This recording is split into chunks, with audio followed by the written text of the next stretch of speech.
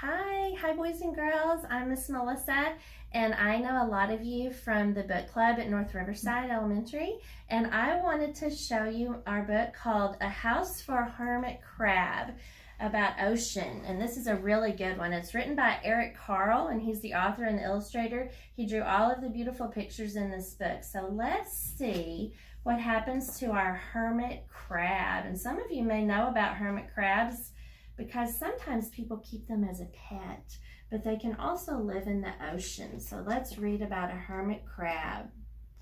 Here he is right here. "Time to move," said Hermit Crab one day in January. "I've grown too big for this little shell." Here's his shell, and here he is coming out of it. He had felt safe and snug in his shell, but now it was too snug. Hermit Crab stepped out of his shell and onto the floor of the ocean. But it was frightening, scary, out there in the open sea without a shell to hide in. "What if a big fish comes along and attacks me?" he thought. "I must find a new home soon." So he didn't want to be without a shell for very long. Early in February, Hermit Crab found just the house he was looking for. It was a big shell and strong. He moved right in, wiggling and waggling about inside to see how it felt. It felt just right. But it looked so plain, thought Hermit Crab. That means not very exciting. In March, Hermit Crab met some sea anemones. They swayed gently back and forth in the water. "Oh, how beautiful you are," said Hermit Crab. Would one of you be willing to come and live on my house? It is so plain, it needs you." "I'll come," whispered a small sea anemone. So gently, Hermit Crab picked it up with his claw and put it on his shell. In April, Hermit Crab passed a flock of starfish moving slowly along the sea floor. "How handsome you are," said Hermit Crab. "Would one of you be willing to decorate my house?" "I would," signaled a little sea star. So carefully, here he is, Hermit Crab picked him up with his claw and carefully put him on his house. He's decorating his house. In May, Hermit Crab discovered some coral. They were hard and they didn't move. "How pretty you are," said Hermit Crab. "Would one of you be willing to make my house more beautiful?" "I would," creaked a crusty coral. Gingerly, which means carefully, Hermit Crab picked it up with his claw and placed it on his shell. In June, Hermit Crab came to a group of snails crawling over a rock on the ocean floor. They grazed as they went, picking up algae and bits of debris and leaving a neat path behind them. They cleaned things. "How tidy and hard-working you are," said Hermit Crab. "Would one of you be willing to come and help clean my house?" "I would," offered one of the snails. So happily, Hermit Crab picked it up with his claw and placed it on his shell. Well, look at his shell. It's starting to become more beautiful, isn't it? In July, Hermit Crab came upon several sea urchins. They had sharp, prickling needles. "Oh, how fierce you look," said Hermit Crab. "Would one of you be willing to protect my house?" "I would," said a spiky sea urchin. Gratefully, Hermit Crab picked it up with his claw and placed it near his shell. He has to be careful. He doesn't want to get poked by that, does he? Sharp.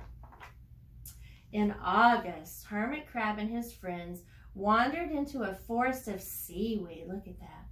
"It's so dark here," thought Hermit Crab. "How dim it is," murmured the sea anemone. "How gloomy it is," whispered the starfish. "How murky it is," complained the coral. "I can't see," said the snail. "It's like nighttime," cried the sea urchin. So they're going inside of this. They're not sure what they're going to find. Let's see what happens.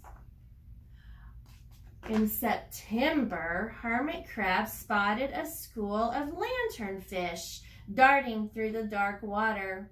"How bright you are," said Hermit Crab. "Would one of you be willing to light up our house?" "I would," replied one lanternfish, and it swam over near the shell. So it's going to help give them some light.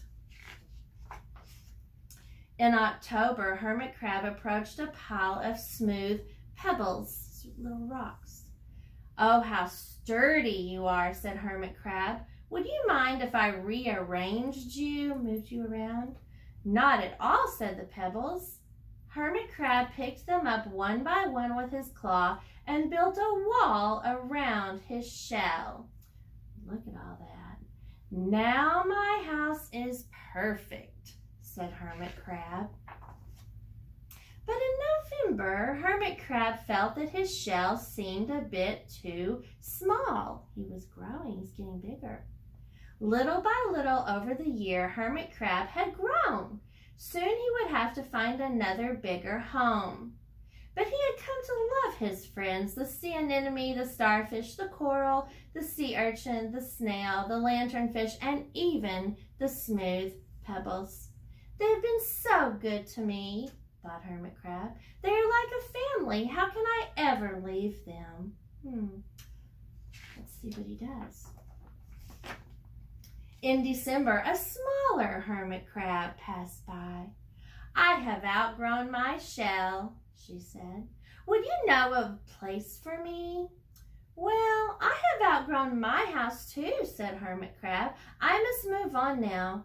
You are welcome to live here, but you must promise to be good to all my friends."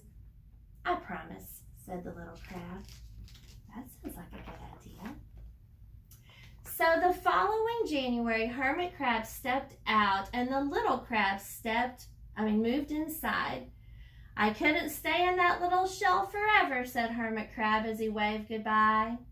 The ocean floor looked wider than he had remembered, but Hermit Crab wasn't afraid. Soon he spied the perfect house, a big empty shell. It looked, well, a little plain, but sponges, he thought, barnacles, clownfish, sand dollars, electric eels. Oh, the possibilities are endless. "I can't wait to get started," he said. And that's what he did. He started creating his new house. And that's the story of A House for Hermit Crab. Keep reading.